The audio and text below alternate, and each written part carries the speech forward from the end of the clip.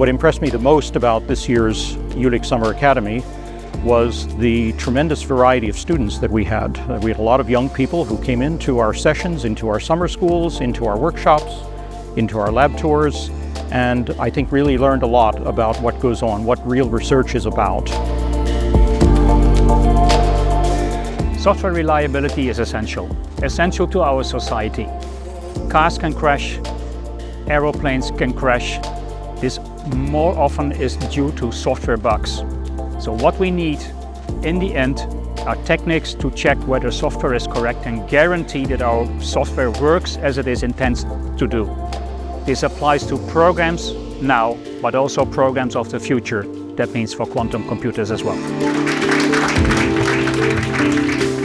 I interacted with them personally. I found it very rewarding to have really question and answer sessions with the students. And that continued right up till today, where we're finishing off the Summer Academy.